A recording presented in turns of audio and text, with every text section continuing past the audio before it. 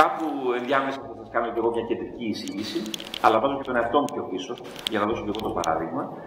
Και όλο αυτό θέλω να κορυφωθεί στο τέλος, γι' αυτό σας παρακαλώ να είμαστε σύντομοι όλοι, με ένα διάλογο που θα κάνουμε μεταξύ μας, να κάνουμε σχόλια ο ένας για τον άλλον. Τώρα τιμητικά θέλω να δώσω το λόγο στη Μέδουσα. Η Μέδουσα είναι ο φορέας που έχει κάνει σπουδαία πράγματα. Χθες, για παράδειγμα, θα το είδατε στην παράσταση, δεν είχαμε επαγγελματίες, ήταν τα παιδιά της Μέδουσας που έκαναν όλη τη δουλειά. Τον καθαρισμό του χώρου, τη φύλαξη, όλα τα παιδιά που βλέπετε με τα μπλουζάκια τους και γύριζαν χθες το βράδυ ήταν τα παιδιά της Μέδουσας. Και επειδή έχουν αυτή και εναλλακτική εξουσία, ξέρετε, κάθε φορά παρουσιάζεται και διαφορετικό. Σήμερα θα μας πει ο Βασιλάκης. Νάτος, εκεί ο Βασιλάκης. Ο Βασιλάκης ο Παπαρούτας έχει ετοιμάσει ένα PowerPoint. Λοιπόν, και παρακαλώ μετά να ετοιμάζετε, θα σας λέω και τον επόμενο για να έχετε μια ψυχολογική προετοιμασία. Να ετοιμάζετε ο Κωνσταντίνος Μπολέτης, ο οποίος θα ανοίξει από την πλευρά του διαζώματος, που μας έχει ετοιμάσει κάτι ωραίο για το χορηγικό θεσμό από την αρχαιότητα. Κωνσταντίνε, μετά εσύ. Λοιπόν, έλα Βασιλάκη. Εσύ Ανδρέα, ωραία. Ο Ανδρέας είναι το ιστορικό πρόσωπο, έτσι, λοιπόν, της Μέδουσας. Καλημέρα. Ναι. Λοιπόν, θέλω να σας καλωσορίσω όλους στην Ερέτρια. Θα είμαι πολύ σύντομος. Ξεκίνησε αυτή η ιδέα με κάποια παιδιά να κάνουμε με ένα σύλλογο, να κάνουμε κάτι για τον τόπο μας. Μία από τις πρώτες δράσεις ήταν η καθαριότητα στο Αρχαίο Θέατρο, μαζί με τον Κώστα τον Μπουκάρα, τον αρχαιολόγο. Βιώσαμε το Αρχαίο Θέατρο για πρώτη φορά στη ζωή μας, γιατί ήταν κλειστό. Δεν μπορούσαμε να επισκεφτούμε μέσα αυτό το χώρο. Βιώσαμε λοιπόν εκτός από το Αρχαίο Θέατρο, αλλά δουλέψαμε εκεί πέρα μέσα για 3 μέρες, από το πρωί μέχρι το βράδυ. Αυτή η συλλογικότητα και αυτή η ενέργεια που μας βγήκε, μας έφερε στο επόμενο βήμα, που ήταν ότι παιδιά υπάρχει το διάζωμα, μας είπανε. Είναι ένας σύλλογος που ασχολείται με τα αρχαία θέατρα. Κάντε κάτι. Εκεί λοιπόν λειτουργήσε η συνενέργεια. Βρήκαμε το φίλο μας τον Σίλβιο το Φασάρ, έναν από τους αρκετούς αρχαιολόγους. Πήρα ένα τηλέφωνο στο διάζωμα και κατέβηκα στον κύριο Μπένο και έκανα την πρώτη επαφή. Ανδρέα, θα σε διακόψω εδώ. Ο Σίλβιο είναι ο πρώτος που έβαλε στον κουμπαρά. Το ξέρεις, Ρόμπερτ? Στον κουμπαρά που έχουμε ανοίξει, έχουμε ένα λογαριασμό για το θέατρο και ο Σίλβιο είναι ο πρώτος που έβαλε χρήματα. Έτσι. Άρα δηλαδή από την Ελβετική σχολή προέρχονται και τα πρώτα χρήματα που κάναμε. Συγγνώμη που σε διακοσάρω. Η πρώτα η Κατερίνα και μετά ο Σίλβιο. Η Κατερίνα η παπά ήταν η πρώτη και μετά ο Σίλβιο. Λοιπόν, και εμφανιστήκαμε στο διάζωμα μπροστά στον κύριο Μπένο και λέμε ήρθαμε. Πιστεύουμε ότι ήρθε η ώρα να κάνουμε κάτι για την Ερέτρια. Ήταν μια απονεμένη ιστορία το θέατρο της Ερέτριας. Πάρα πολλά χρόνια είχαν υποσχεθεί πράγματα, πολιτικοί και διάφοροι άλλοι άνθρωποι εδώ πέρα και δεν είχε γίνει ποτέ κάτι. Τα γνωρίζετε οι περισσότεροι. Λοιπόν, προχώρησε πολύ καλά και πολύ γρήγορα όλη αυτή η διαδικασία.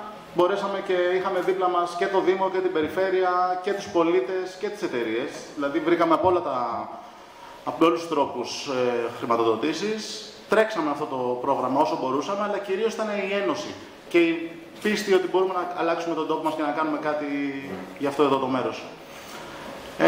Εγώ δεν θέλω να πω κι άλλα πολλά. Αυτό που θα ήθελα να προτείνω και να πω στα εταιρικά μέλη είναι ότι εμείς νιώθουμε πάρα πολύ περήφανοι που ήμασταν ένας κρίκος αυτής της αλυσίδας για την όλη προσπάθεια αυτή. Και πιστεύω ότι κι εσείς, όλες οι εταιρείες που δραστηριοποιούνται και μέσα από την εταιρική ευθύνη, θα είστε πραγματικά πάρα πολύ περήφανοι για αυτό που θα προσφέρετε. Και μία πρόταση να βάλετε κοινωνούς και όλους τους εργαζόμενους στις εταιρείες σας, γιατί θα νιώθουν και αυτοί πάρα πολύ περήφανοι που συμμετέχουν σε κάτι τέτοιο. Σας ευχαριστώ. Δίνω το λόγο στο Βασίλη, στο νέο μέλος της Μέδουσας.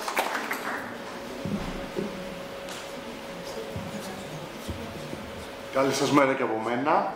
Αφού σας ευχαριστήσω όλους, θα ξεκινήσω αναρθόδοξα και ξεκινήσουμε το ευχαριστήριο, που δώσαμε πνοή και σώμα στο όνειρο, γιατί για μας το Αρχαίο Θέατρο ήταν πραγματικά ένα όνειρο και είναι τιμή μου που σας γνωρίζω όλους. Για να μην σας κουράσω, περάσουμε πολύ γρήγορα στην παρουσίαση. Όπως είπε και ο Ανδρέας, ο Σύλλογος Ενεργών Πολιτών η Μέδουσα ήταν ένας κρίκος που συνετέλεσε σε αυτήν την τεράστια προσπάθεια που ανέλαβε το διάζωμα, οι αρχαιολόγοι μας, φορείς και η τοπική αυτοδιοίκηση. Ήδη από τα τέλη του 10, αρχές του 11 που ιδρυθήκαμε, το Αρχαίο Θέατρο ήταν για μας πραγματικά ένας σκοπός τόσο η συντήρηση όσο και η ανάδειξή του.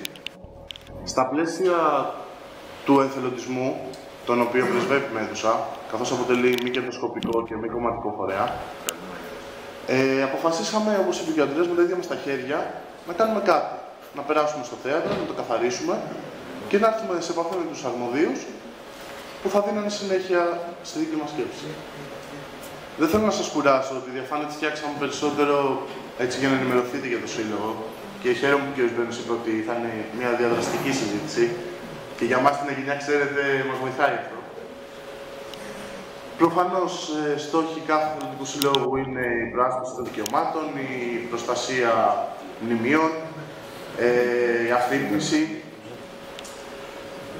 η ενεργοποίηση των κατοίκων και η συμμετοχή στα κοινά.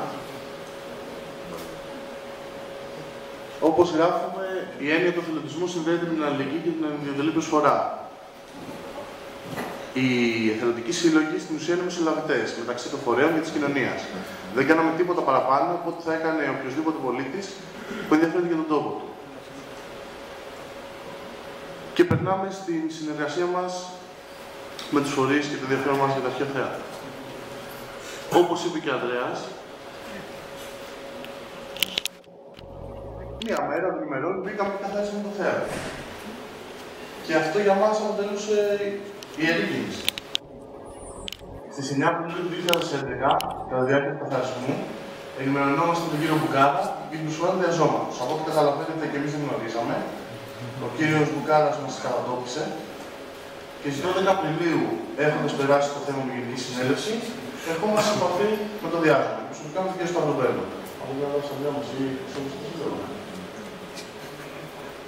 στις 13 Απριλίου η κυρία Παπά ανοίγει το κουμπαρά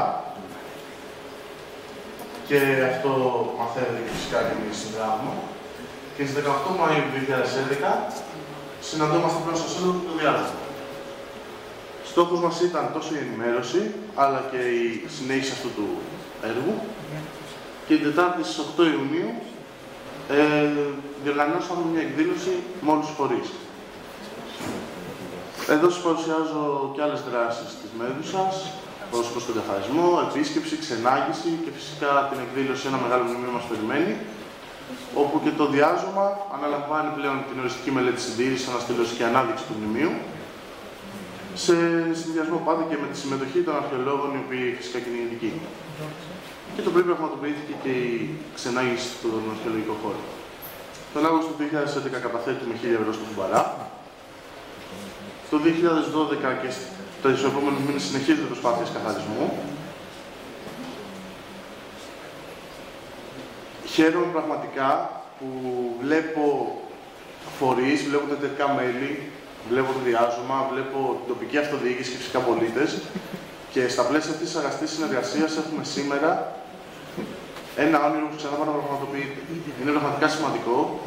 Από ό,τι ενημερώθηκα, βρίσκεται στο τελικό στάδιο η μελέτη, που πάει να πει ότι πολύ σύντομα θα έχουμε το θέατρο στη θέση που του ανήκει.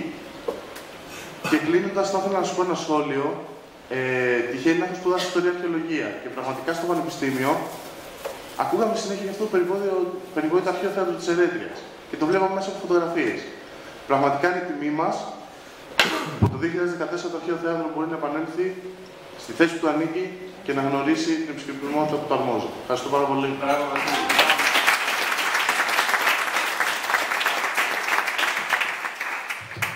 Εγώ για την αποκατάσταση της ιστορίας πρέπει να πω ότι δίπλα στο Βασίλη κάνουν οι άλλοι δύο πρωταγωνιστές. Ο Δήμαρχος, ο κ. Βελέζας και ο Αντιπεριφερειάρχης, ο κ.